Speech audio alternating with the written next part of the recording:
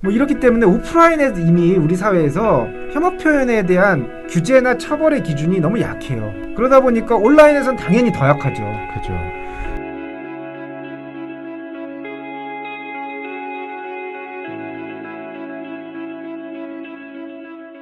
네. 사실 저희가 이 뉴스제휴평가위원회와 함께 얘기했던 게 다음과 네이버라는 포털 사이트인데 특히 네이버가 굉장히 큰 비중을 차지하고 있잖아요. 정말 전 국민 5천만인데 3,500만이 가입되어 있다던가 이 정도 네. 수준으로 정말 큰 비중을 차지하고 있는데 최근에 네이버와 관련해서 가장 뜨거웠던 이슈가 실시간 검색어 폐지였습니다.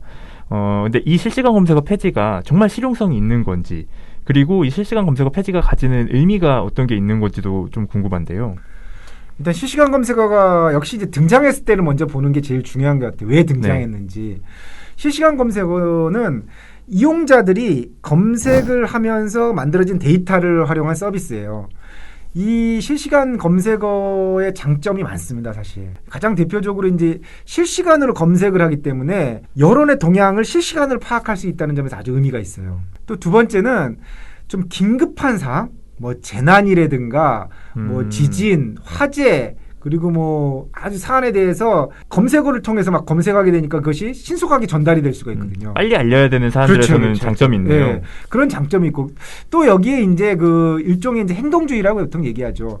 그래서 이제 내 목소리를 내기 위해서 그 실시간 검색어를 통해서 자신의 목소리를 내는 것 이런 장점이 있었는데 그게 사실 이제 좀 시간이 지나다 보니까 좀 왜곡되는 측면도 있다는 것이죠. 뭐냐면 아까 말씀드렸던 마지막에 행동주의라고 그랬는데 이게 좋게 말하면 행동주의고 나쁘게 말하면은 집단 어떤 이기주의로 갈 수도 있다는 거죠. 그래서 특히 이제 영리적인 목적에서 마케팅 과거에도 영화라든가 음반 이렇게 그 연예업계에서는 실시간 검색어를 많이 활용했어요. 그러던 것이 이제 사회적으로 좀 많이 논란이 된 것은 역시 정치적인 그 활용이 좀 되면서 이게 약간 좀 이렇게 정치적인 동원의 도구가 되지 않느냐. 그러다 보니까 이게 여당 입장에서 이것을 활용하면 야당에서 비판을 하고 야당 입장에서 활용하면 여당에서 비판하고 그러면은 네이버라고 하는 회사 입장에서는 어떻게 하는 게 좋겠어요? 피하는 게 제일 좋겠네요. 피하는 게 최선이죠. 그럼 결국에는 축소하거나 없애는 거죠. 왜 그러느냐? 결국 네이버도 비즈니스라는 기업이기 때문에 이왕이면 정치권하고 좋은 관계를 맺어놓은 게 좋은데 여당이 좋다고 그러면 야당이 싫어하고 야당이 좋다고 그러면 여당이 싫어. 그러면 항상 싫어하는 거잖아요. 결과로 그렇죠? 그러니까 이게 단기적으로는 좋은 서비스이지만은 비즈니스 전체적인 차원에서 좋은 서비스가 아닐 수도 있다는 거예요. 그런 측면에서 이제 이런 그 서비스를 폐쇄하고 줄이는 경향들이 있다는 거예요. 근데 이게 좀 우려스러운 것이 과거부터 그 네이버나 다음이 포털은 사실 민간 기업이 서비스하는 거예요. 그런데 민간 기업의 서비스인 반면에 사용자들이 있어야 이것은 서로 간에 효과를 볼 수가 있다고요. 그런데 사용자들 입장이 사실은 거의 그 대변되고 있지 못하다. 그래서 좀 과거의 그 아고라 서비스 폐지라든가 토론장이 없어진다든가 지금 댓글 서비스도 없어졌고 네. 거기다 실시간 검색 이 것들이 다 여론의 공론장에서 시민들이 참여하는 서비스들이거든요. 이걸 다 없애고 있어요. 그런 측면에서 본다면은 그 시민 참여의 공간들이 포털 내에서 점점 줄어들고 있다. 그런 점에서 좀 비판의 소지는 좀 있습니다. 생각해보니까 저도 이런 시민들의 입장에서 봤을 때 자기 주장을 포털을 통해서 할 수 있는 공간들이 하나씩 이렇게 사라져가고 있었던 것 같아요.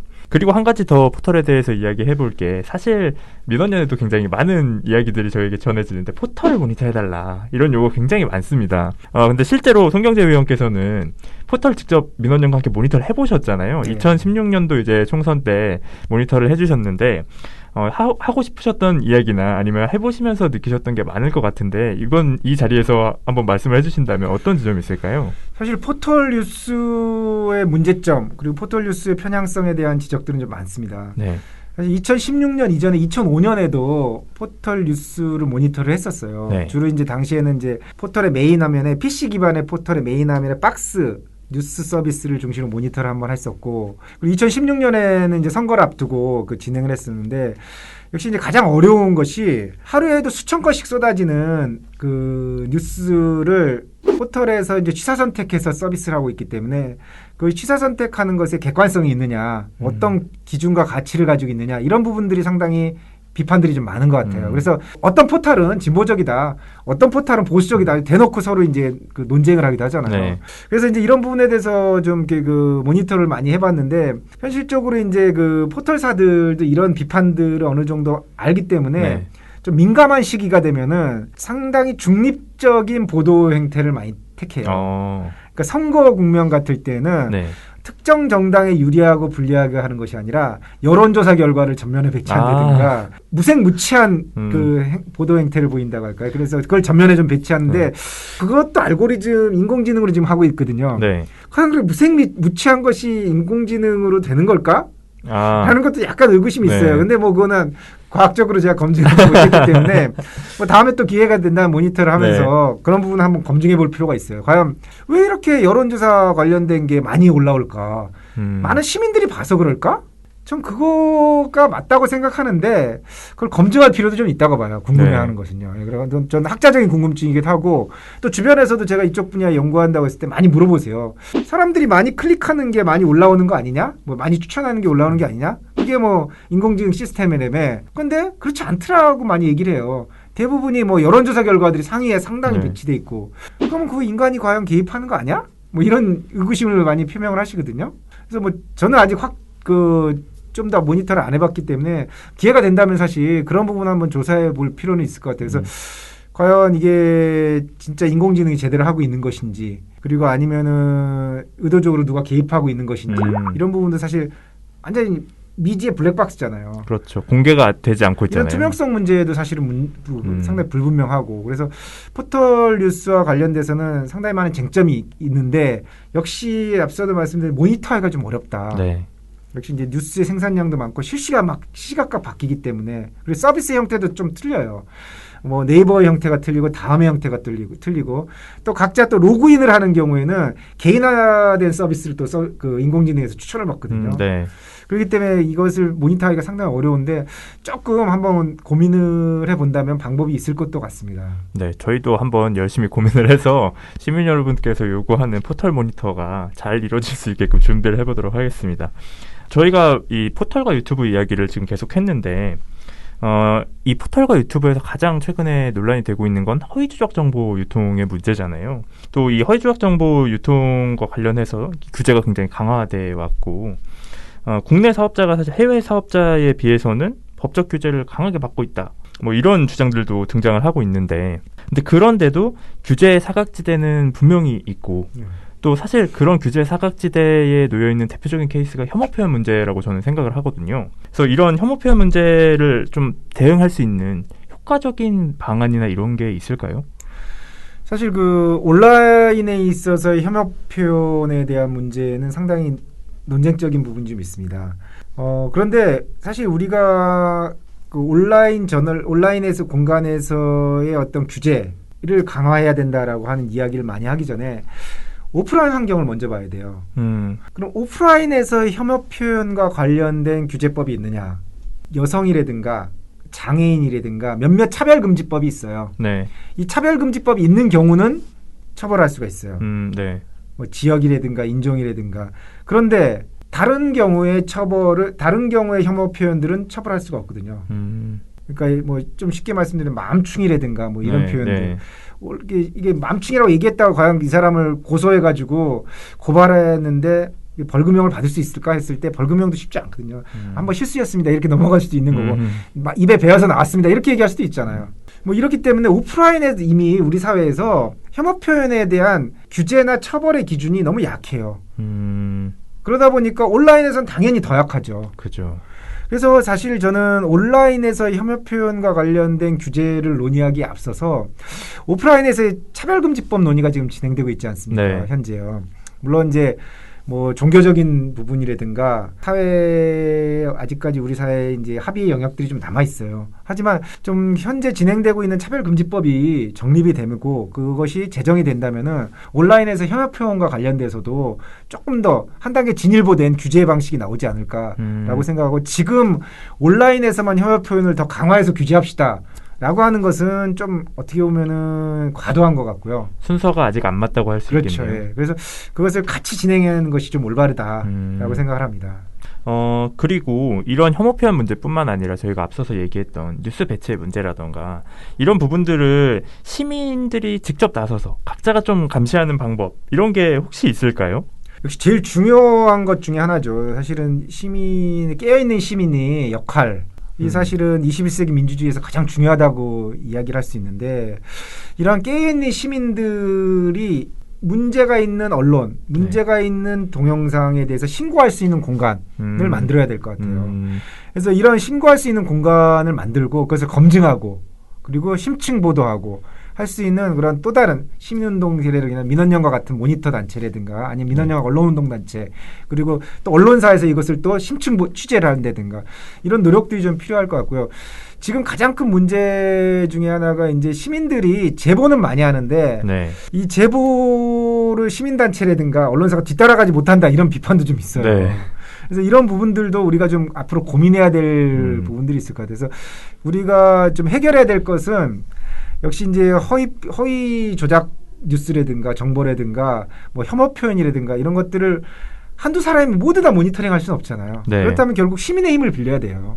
이런 시민의 힘을 빌릴 수 있는 공간을 마련하고 이 시민들과 함께 할 수 있는 어떤 사업 프로그램들을 좀 더 강화해야 될 것 같고 만약에 이런 그 포털 뉴스라든가 유튜브의 콘텐츠의 표현상의 문제라든가 이런 것들을 만약에 우리가 민원연 차원에서 모니터를 한다면은 역시 시민의 도움이 가장 중요한 그 성공의 열쇠라고 생각합니다. 그래서 이런 고민들을 좀 해야 될 것 같습니다. 네, 역시 이 뛰어난 개인보다는 다수의 시민들이 가지는 힘이 크군요. 네.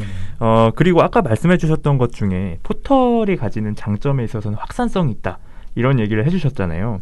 그렇다고 한다면 뭐 보도 중에는 나쁜 보도도 있지만 정말 좋은 보도, 많이 알려져야 할 보도들이 있는데 이런 보도들을 시민들이 좀 더 많이 볼 수 있게끔 포털이 할 수 있는 역할도 있지 않을까요? 물론 있죠. 당연히 있습니다. 포털이 지금 서비스하는 방식은 천편일률적이잖아요. 네. 저는 그 천편일률적인 서비스에 대해서 정말 한 5, 6년 전부터 계속 비판을 해왔습니다. 뉴스의 퀄리티에 따라서 서비스에 차이를 두는 것은 그거는 그 형평성이 어긋나는 게 아니다. 좋은 뉴스를 보다 많은 시민들이 보게 하는 것은 좋은 것이거든요. 네. 그래서 저는 그 최근에도 이제 다른 민원연 토론회에서도 한번 이야기를 했고 다른 토론회에서도 이야기했습니다만 포털 뉴스 공적 할당제라는 걸 좀 주장을 하고 있어요. 포털 뉴스가 물론 이제 그 스마트폰이라든가 PC 버전이라든가 좀 차이는 있습니다만 대략 한 화면에 한 10개 정도의 뉴스가 나오거든요. 네. 근데 10개 정도의 뉴스에 최소한 한두 개 정도는 공적 할당을 해가지고 예를 들어서 그 좋은 뉴스 좋은 보도, 심층 보도만을 위한 공간을 하나 마련하는 거예요. 그래서 이것이 좋은 뉴스끼리 서로 경쟁할 수 있는 공간을 만든다든가. 네. 예를 들어서 우리 민연연에서도 이달에 좋은 보도상 하잖아요. 네, 맞습니다. 그리고 기자협회에서도 좋은 보도상을 해요. 네. 각 언론단체에서 해요. 그럼 다 선정 기준이 있습니다. 네. 이런 선정 기준이 있는 기사들은 상위에 좀 배치해가지고 많은 사람들이 볼 수 있게 하는 거. 이랬을 때 언론사도 기자도 좋은 보도를 만들려고 노력할 거고 그렇죠. 포털사도 좋은 보도를 보게 함으로써 네티즌들, 수용자들의 미디어 리터러시를 향상시킬 수 있고 네. 그러면 시민단체도 이런 좋은 뉴스를 발굴하려고 하는 그런 그 어떤 그 수상제도도 만들 수 있고 이런 좋은 그 선순환할 수 있는 것들이 있거든요. 이런 부분들이 전 분명히 있기 때문에 좀 포털뉴스에 있어서의 공적 할당제 이런 게 좀 지켜진다면은 좋은 보도를 좀 더 전면에 배치할 수 있는 그런 공간이 좀 마련되지 않을까라고 시작됩니다. 저는 그 비슷한 사례를 뭘로 보냐면요. 네이버의 로고가 매일매일 바뀌어요. 맞습니다. 다음 로고도 바뀌어요. 네. 좀 유의 깊게 보시면은 뭐 계절의 변화라든가 아니면 과거 역사에서 우리가 꼭 기억해야 될 일, 네.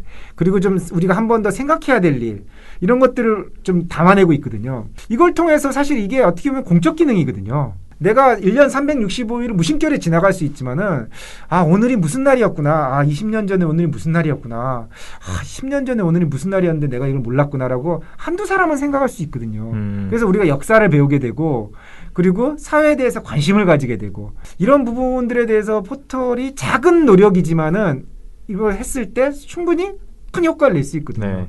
이런 다양한 노력들을 할 수 있다는 거죠. 아이디어만 모으면 포털도 충분히 포털 뉴스를 잘만 개선한다면은 좋은 뉴스도 전면을 내세울 수 있고요. 사회의 어떤 여론을 좀 이렇게 잘 모아낼 수 있는 공적인 기능도 할 수 있고 이런 부분에 대한 고민들을 계속해야 될 거고 하지만 이제 중요한 건 이제 포털사들이 이제 수용하느냐 수용하지 않느냐. 네. 이 문제가 좀 남아 있는 것 같아요. 결국 이제 우리는 그 시민운동 단체이기 때문에 수용하게 만들어야겠죠. 그렇죠. 네. 맞습니다.